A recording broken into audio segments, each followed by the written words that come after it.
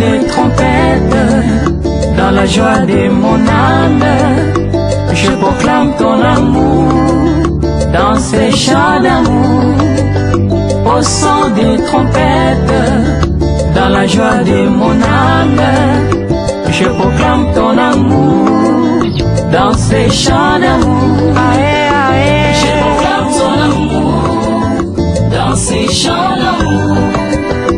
Je célèbre tes merveilles, toi les dieux sans pareil. Reçois la gloire, toi les maîtres du bonheur. Nzambe na bomoi kolo a kumama. Amen. Alléluia. Mosantu na Israël, Nzamba bomoi topesio merci pour na tongo ya lelo. Tozwi ngolu ya kozala na bomoi po ete yo Nzambe osali biso ngolu ya kozala na bomoi lelo. Kumama tata mosantu, kumama Nzambe na makoki nyonso pona ngolu munene oyo pambula moma oyo du début jusqu'à la fin. Au nom de Jésus, notre Seigneur et Sauveur, nous prions. Pétolobi, Amen. Amen. Voilà. Nous tous à côté les mains. Tokotanga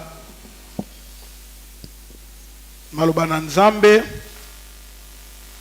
2 Samuel chapitre 24. Tozotanga verset 18 qui nous a verset 25. 2 Samuel chapitre 24 verset 18 à 25. Tout ça la lecture moulaï.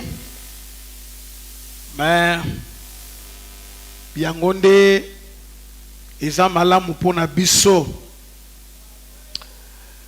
Alors Biblia et le Biboye, ces jours-là, Gad vint auprès de David et lui dit: monte, élève un autel à l'Éternel dans l'air d'Aravna, les Jébusiens. David monta selon la parole de Gad comme l'Éternel l'avait ordonné. Aravna regarda et il vit le roi et ses serviteurs qui se dirigeaient vers lui. Et Aravna sortit et se prosterna devant le roi, les visages contre terre. Aravna dit: pourquoi mon seigneur le roi vient-il vers son serviteur? Et David répondit: pour acheter de toi l'air et pour y bâtir un autel à l'Éternel, afin que la plaie se retire de dessus le peuple.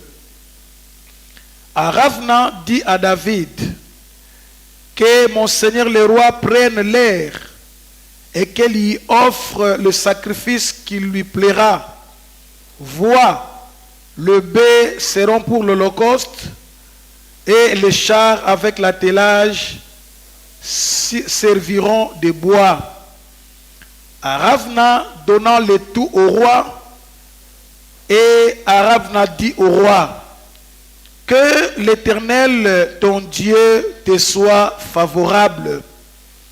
Mais le roi dit à Aravna: non, je vais l'acheter de toi à prix d'argent, et je n'offrirai point à l'Éternel mon Dieu des holocaustes qui ne me coûtent rien. Et David acheta l'heure et le bœuf pour 50 cycles d'argent. David bâtit là un autel à l'Éternel, et il offrit des holocaustes et des sacrifices d'action de grâce. Alors l'Éternel fit apaiser envers le pays, et la plaie se retira d'Israël. Amen. Amen. Alléluia.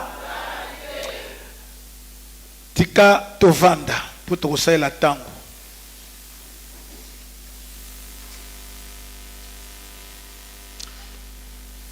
Nzambe aza malamu mingi. Semaine oyo et leki ezalaki semaine moko malamu eleki na lolenge Nzambe a permettre eleka na vie ya moko na biso. C'est pourquoi tokoki koya na tongwa lelo du moins na bayeba sosoli bolamu o Nzamba sali po ete toya kokumisa Nzambe na esika oyo. Yango wana na souhaite yo boye malamu na ndako na Nzambe na présence ya Nzambe na tongo ya lelo.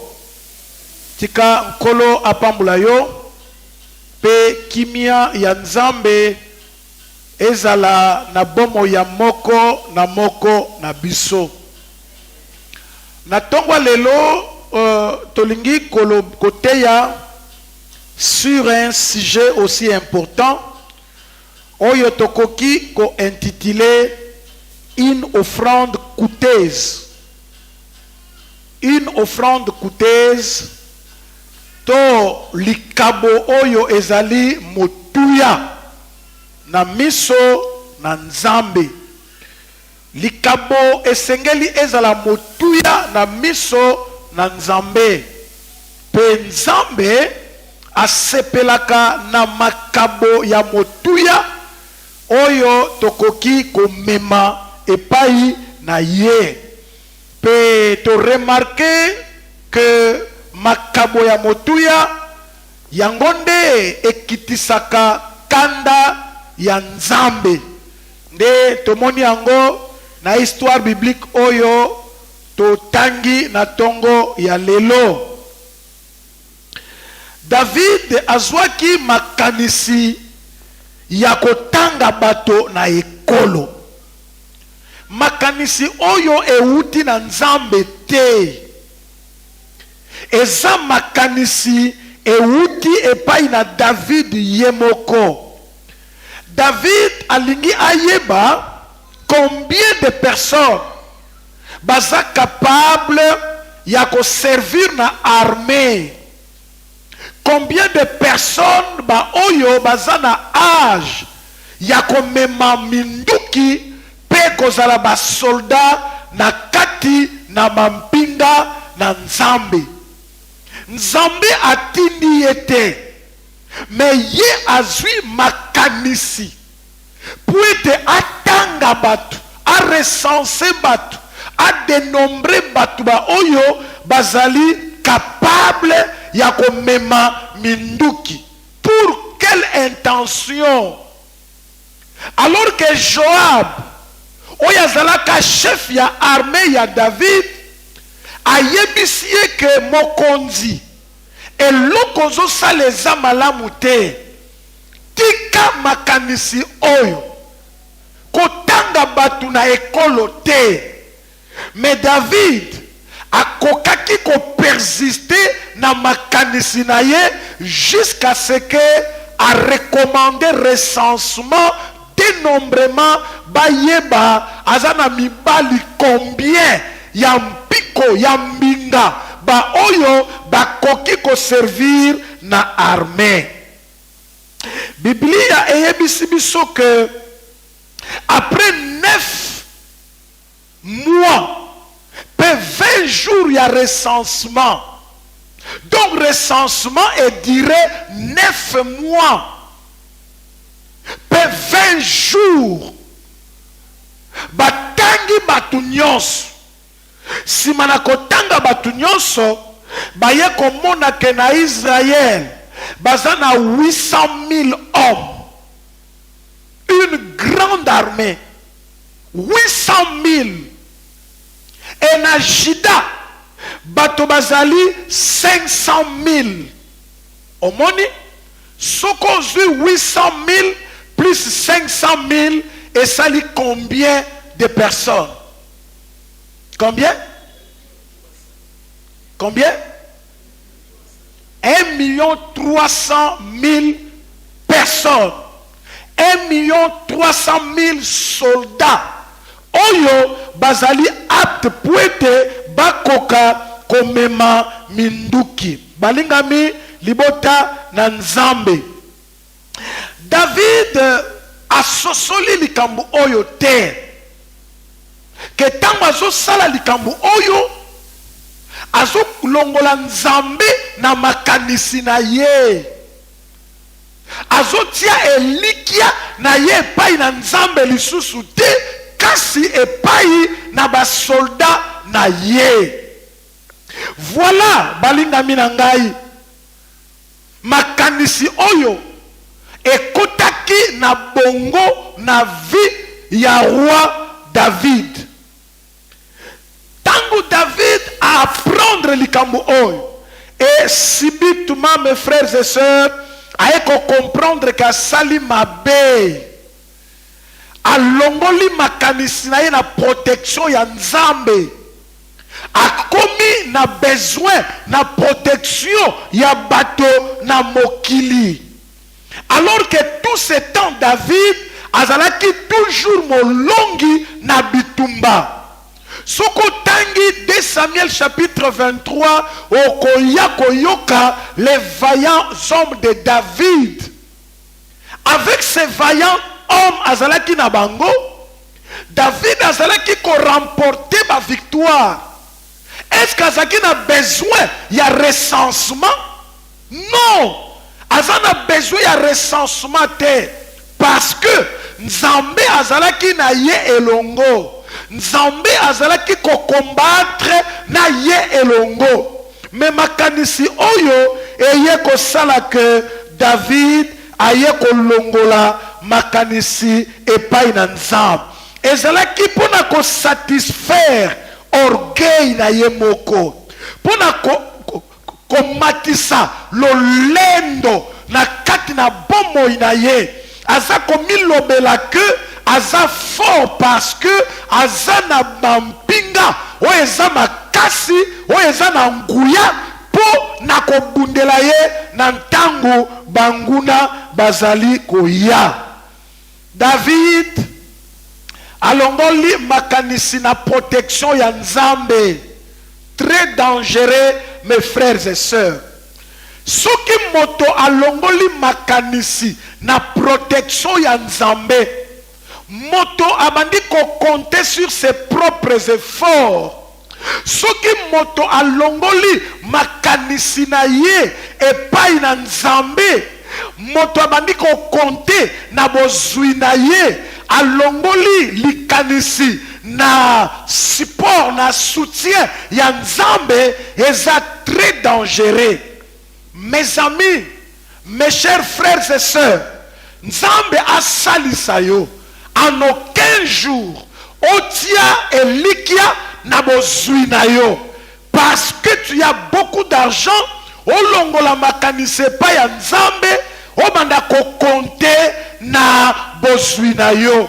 Olongola makanise pa na Nzambe, obanda ko compter na bana na yo, parce que ozana bana, ozana bandeko bazana bozui. Cela voudrait tout simplement nous faire voir que yo olongoli makanise pa ya Nzambe, esikoyo otie yango soit na bana na yo, soit na bandeko na yo, soit na bomengo, soit na bozui na yo. Conséquence eza grave.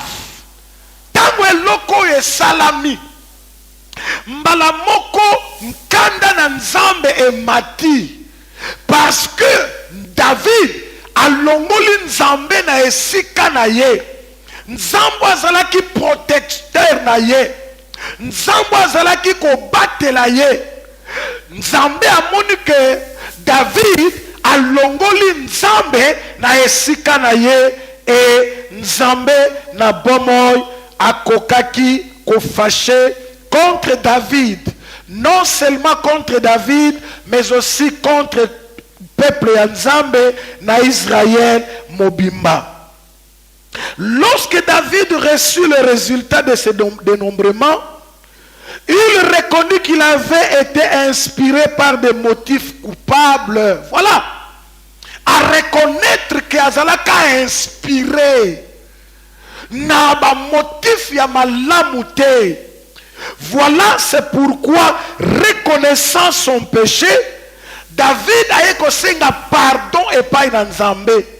Et loko moko ezalaki malamu epai na roi David. Ezalaki sens ya flexibilité na bomoi na ye. Chaque fois qu'il avait compris qu'asali lisumu, azalaki prêt ya kozonga pa Nzambe pona kosenga pardon na kati na bomoi na ye. C'est ce qui a distingué David des autres rois oyo baleka avant ye même après ye. Il était flexible. Azalaki prêt. Yakosenga pardon quand il reconnaît qu'il avait mal agi ou mal fait. Azako ya noki noki pona kosenga bolimbisi. Mwana Nzambe, Nzambe asunga biso. C'est vrai que Nzambe soko sali mabe alimbisaka, mais ba conséquence ya mabe esengelo yeba ke okosibiri yango. C'est ce que l'Église ne peut jamais oublier.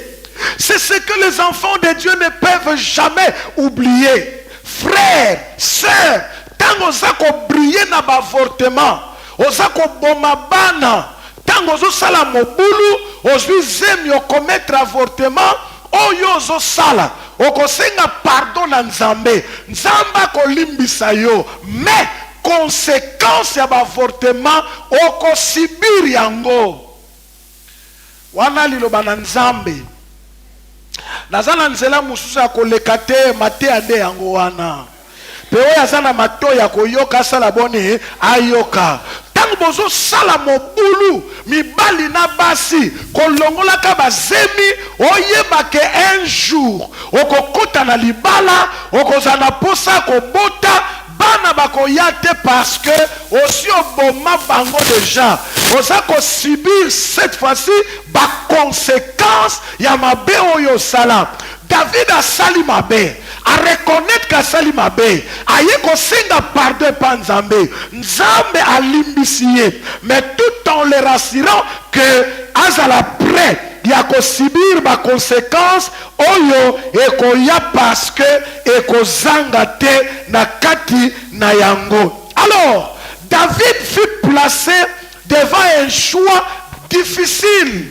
Nzamba lobi na ye David likambo sali, c'est vrai osengi pardon, j'accepte pardon, mais conséquence okosibiri yango soit ndima 7 années ya nzala na kati na mboka yoka ba fléau 7 ans nzala ekota na kati na mboka pendant 7 ans. Deuxième fléau, Nzamba lobi 3 mois de fuite. Yo David pendant 3 mois ozo kimaka banguna okokoka ko se ressaisir te. Yo na peuple na yo boko banda ko kima banguna. Et troisième fléau, Nzamba lobi na David 3 jours ya peste. 3 jours batu bazo kufa kaka boye. Ange ya destruction à côté lema pendant 3 jours na mopanga na ye batu ba belite me bazo kufa boko lamuka boye batu ba belite me bakufi 3 jours ya peste oyo yo esengeli o sibir na kati na mboka. Écoutez mes chers amis, David azaki tellement intelligent ayebi que 7 ans ya famille et ça grave na kata mboka. Aviva déjà kokima azako reconnaître ka kima Absalom oyazalaka mwana na ye. Tango Absalom asali révolte na kata royaume na palais royal, David na basoda na ye bakima Et David a yeba conséquence na souffrance oyo ezali tango zo kima banguna na yo. Alors non, malamu na kweya na maboko ya Nzambe. Et David a kokaki kopona 3 jours ya peste. 3 jours oyo batu babeli te mais batu bazo kufa. Donc bon lamuki na tongo bokuti bibembe nani abomi bango eyebanite babeli mukolonini eyebanite. Voilà conséquence mes frères et sœurs. Mais David a poni 3 jours ya peste, a préféré comme abandonner na maboko ya Nzambe parce que ayebi que mawana Nzambe ezalaka toujours. Nzambe azali oyo ayokelaka batu toujours mawa. Basantu baloba amen. Alléluia. Alléluia. Voilà c'est pourquoi quand nous avons commis une faute, sachons revenir à Dieu. Yeba ko sala ko songe pa na Nzambe. Tango commettre lisumu katina bombo inayo zonga epai na Nzambe. Sa correction, mes frères et sœurs, vaut mieux que toutes les tentatives de vivre loin de Dieu. Correction ya Nzambe eza malamu koleka tentative ya ko vivre musika ya Nzambe. Nanazo kamwa na tangu oyo moto azane lokote akimi Nzambe, moto asali masumu akimi Nzambe. Non mon frère, ma soeur, nazo conseiller yo na tongwa lelo, lorsque tu reconnais que tu as commis un péché, une faute dans ta vie, zonga epai na Nzambe, parce que Nzambe aza Nzambe ya mawa, mawa na ye emonanaka na moto nyonso oyo asengi bolimbisi na ye epai na Nzambe. Toloba amen. Loba amen bien. Alléluia. Voilà mes frères et sœurs. Alors Nzambe atindaki peste na kati na mboka ebomi 70 000 hommes. Voilà conséquence. Conséquence. Yamabe ozo sala lelo. Oko subir yango ma soeur. Banga Nzambe. Tambola na crainte ya Nzambe. Parce que conséquence est grave. Nakati na bomo inayo. Soko tali passé na yo. Ozomona makambo sala. Ozomona ba conséquence. Ozomona ba biloko yo sala sala. Nakati na bomo inayo. O Nzambe asala yo ngolu. Afin que on se ressaisir. Biblia lobi 70 000 hommes, 70 000 personnes bakoufi pendant 1 jour et demi. Et Bible a lobi kanda na Nzambe e bandi kokota sikoyo na kati ya capitale. Tango David a remarqué que batu bakoufi 70 000 babelite bazana bitumbate nsokande bazalaka combattu par l'Éternel lui-même. Faisons attention mes chers amis. Nzambe akorijaka moto oyo alingaka mingi. Soko salimbeba, je te conseille de revenir à Dieu. Songe pa Nzambe, demande pardon. Ezala sincère, nakata demande ya pardon na yo. Eloko Nzambe asepelaka na yango. Tango sengi bolimbisi ko zongela mabe oyo te. Soit décision ya kotika mabe libela na libela. Qu'est-ce que nous ne voyons pas? Nakatna ba église lelo. L'église est pleine des hypocrites. Batoyo bazo sala mabe nakatna bomo inabango pourvu que bayako sambelaka. Non. Basakana kana Nzambe te. On ne se moque pas de Dieu.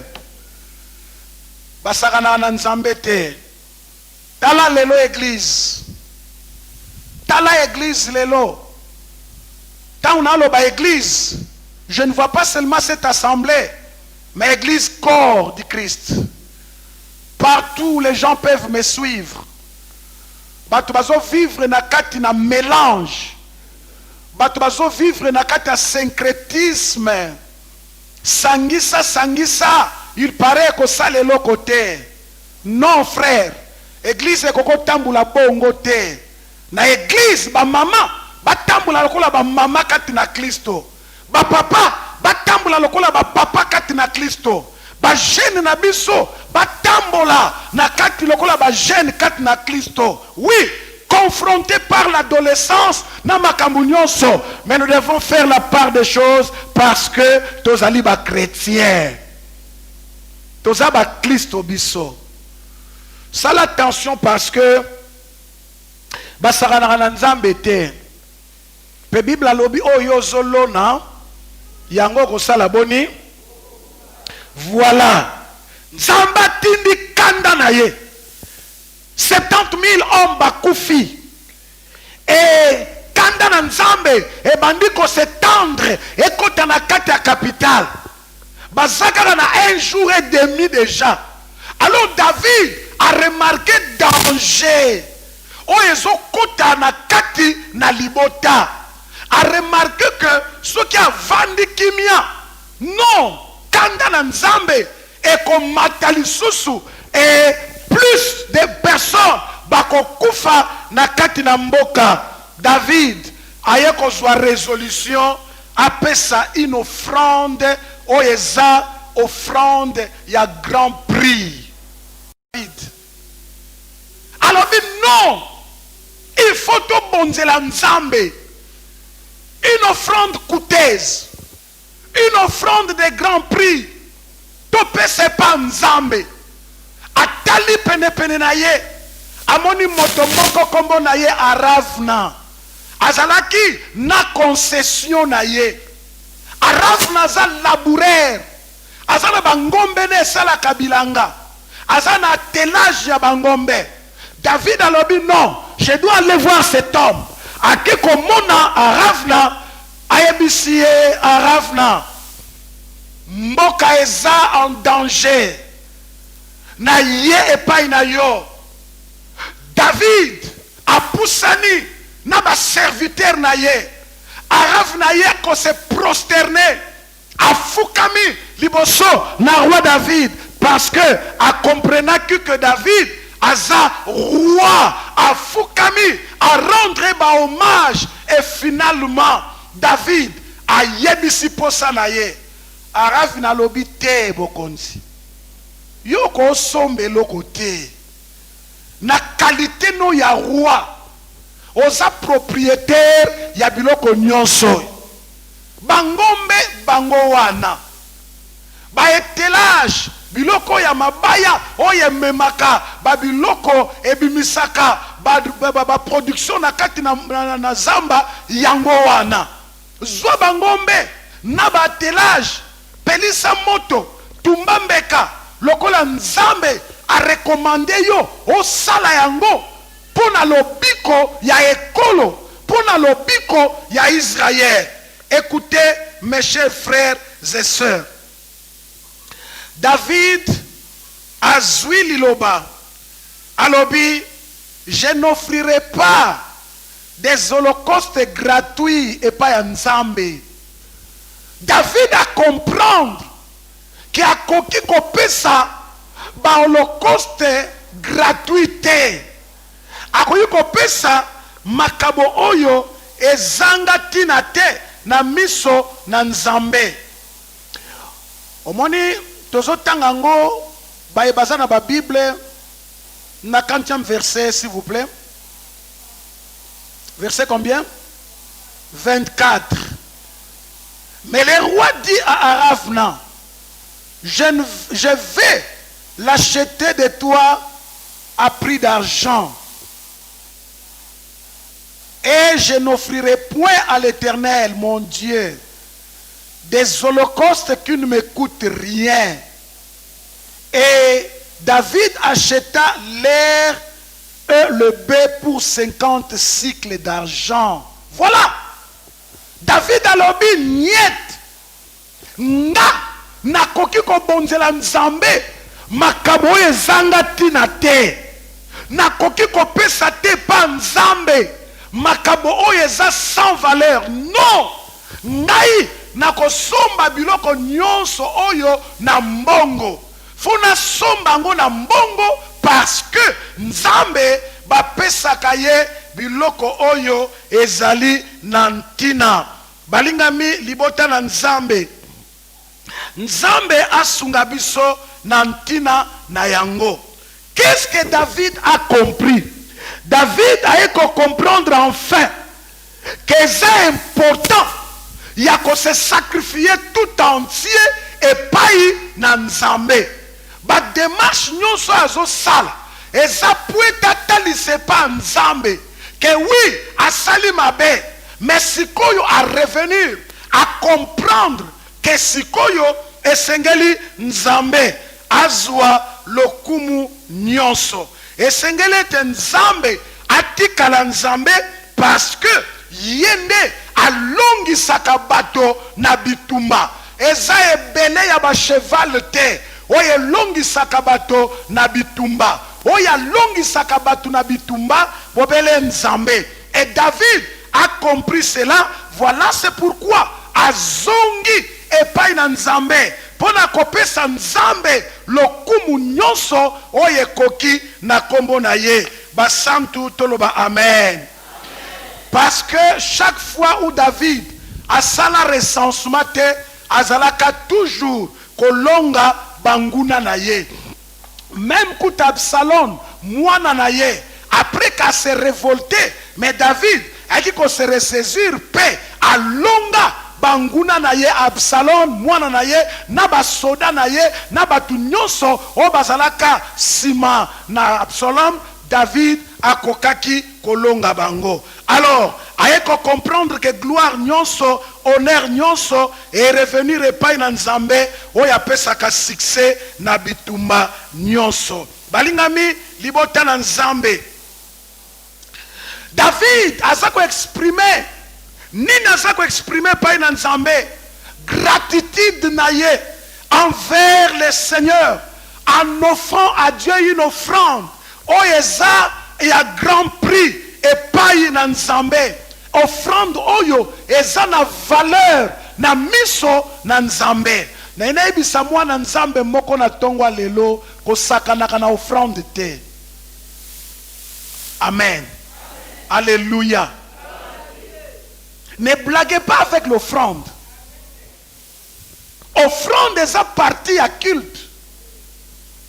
Et na lecture biblique oyo eza ko enseigner biso que offrande et koki ko apaiser kanda ya Nzambe. Offrande et koki ko kitisa kanda ya Nzambe. Je n'invente rien. Mais tout eza na kati na Bible na yo. Tango David a comprendre à se ressaisir na problème ezoleka na kati na mboka. Et l'oko akokaki komeme pa Nzambe. Offrande ya grande valeur. Bana na Nzambe. Lelo bana na Nzambe. Bazoko comprendre te comment offrir à Dieu. Des fois, tozoye pa Nzambe na biloko oyo eza na tina te même na misu na biso moko. Toza vraiment conscient que mbongo nazo mema na église et ko servir ne loko te. Bakoyoko sombango des fois ata bic ata crayon te. Be yangonde tozoya nango epai na Nzambe. Mais bato ba comprenant lokola David basalaka makambo en connaissance de cause. Ayebi makambo azo sala. Akiko pesa epai na Nzambe biloko eza na tina. Mais akoki koyate na biloko oyo ezanga tina epai na Nzambe na bomoi. Offrande oyo et apaiser colère ya Nzambe. Paix et interdire ange ya destruction oya symboli mopanga na ye. Abandi na Juda a symboli mopanga alinga kota na Jérusalem pour abanda ko détruire. Soko Juda ezalaki na 500 000 bakufi 70. Alors maintenant Jérusalem oeza na 800 000. Balinga bakufa combien? Balinga bakufa combien? Mais par l'intelligence du roi David aye offrir epai na Nzambe une offrande ya grande pris offrande oyo epekisi kanda na Nzambe pour être Nzambe a continué comme massacrer libota ya bato te. Mes amis, mes frères et sœurs, Nzambe a salisa biso de comprendre l'importance ya offrande même na kati na ba famille na biso. Zalaka na makanisi un dimanche matin opesa bana na yo mbongo ya offrande. C'est très important. Maman, Nzamba salisa yo. Yo lokola maman, yo lokola papa. Lorsque tu as un peu de moyens, le dimanche matin, pesa bana mbongo ya offrande. Bakende ko pesa libonza na ndaku na Nzambe. Libonza obaso mema na ndaku na Nzambe. Et qu'on corrige makambo ebele na kati na famille, makambo ebele na kati na libota. Et ça très important. Tolobi te que soko za na offrande te, oya l'église te non. Biso tolobi bongo te. Mais soki Nzambe apamboli yo, apesi yo eloko esengeli etopesa offrande ya grande valeur na miso na Nzambe. Nzambe asengaka biso biloko ya motuya na kati na bomo ina biso. Ndenge nini toza ko exprimer balinga mina ngai bolingo na biso epai na Nzambe. Nzambe azosenga biso motema mobimba. Motema mobimba. Yango nde Nzambe asengi epai na biso. Motema eza bien disposé pour na koluka Nzambe parce que makambo nyonso ezalaka na motema. Un cœur bien disposé, motema eza bien disposé, yango nde eza capable ya komema eloko ya motuya na ndaku na Nzambe.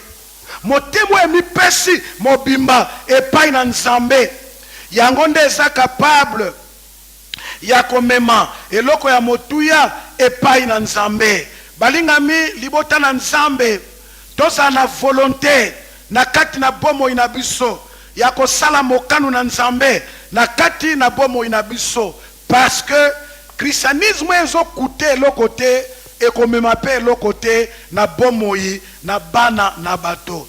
Christianisme ezali lisanga ya bakristo esengeli ete emema eloko ya motuya epai na Nzambe pona lokumu na Nzambe. Ngonga ekei Exode chapitre 25, na verset 1 à 9, mais à partir de verset 3 qui nous a verset 7, biloko yo Nzambe asenga na Israël tango babimi na Égypte bazokende na terre promise, bazana nzela s'il vous plaît, nanu basali bilanga te, basali nanu pe commerce te, kaka ndenge bauti na Égypte bazokende na terre promise. Nzambe alobi, je vais demeurer au milieu de vous, na umela na kati na bino Israël, na umela na kati na bino. Qu'est-ce que Dieu a fait? Nzambe azosenga bango mabonza puete batonga esika ndaku ya losambo, ndaku ya bokutani ya libota na Nzambe.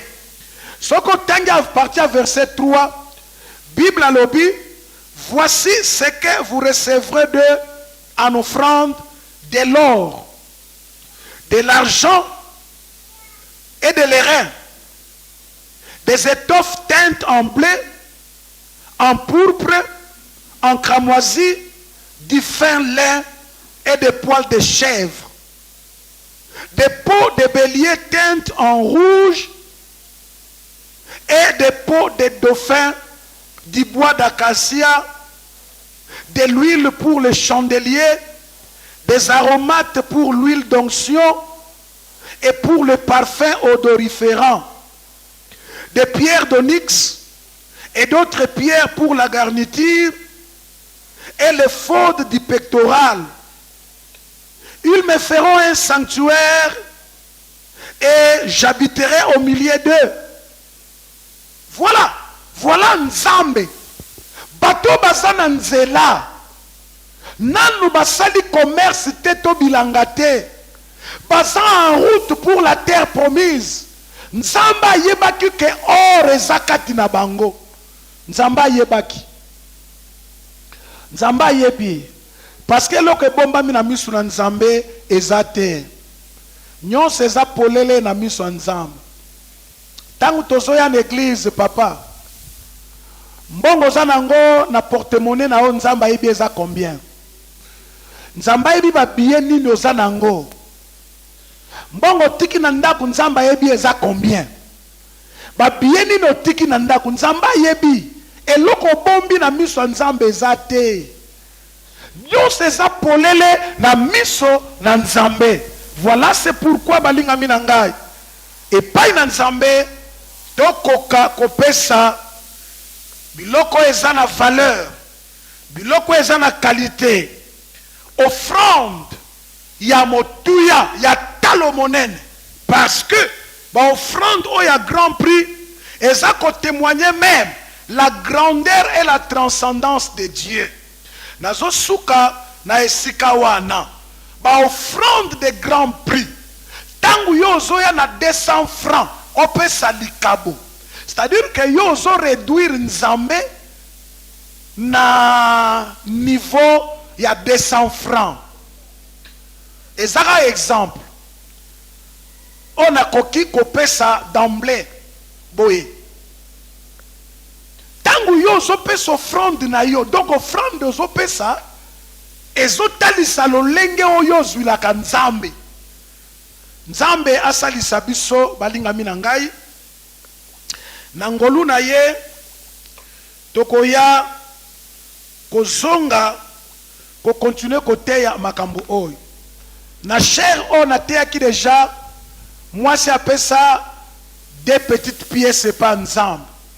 Na mekai ko expliquer que ba riche bazalaka o bazo pesa ba superflu après que ba sali ba dépense oyo ba miete tikalaki yango nde baye kopesa pa Nzambe.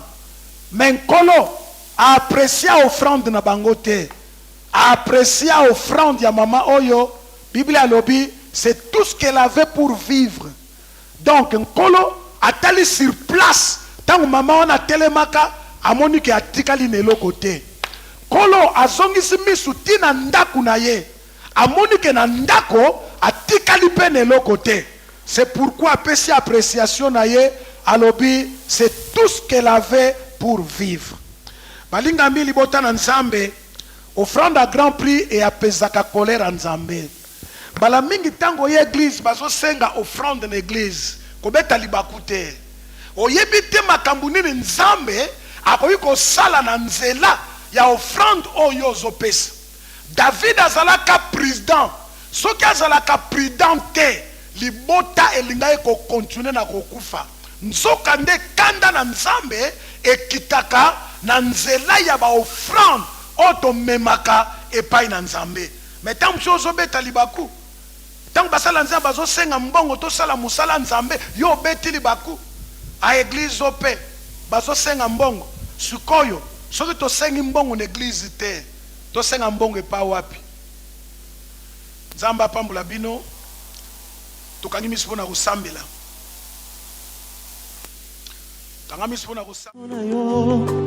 Nafukami nandimi ete yo zali Nzambe na bombo mwende na yo eumela papa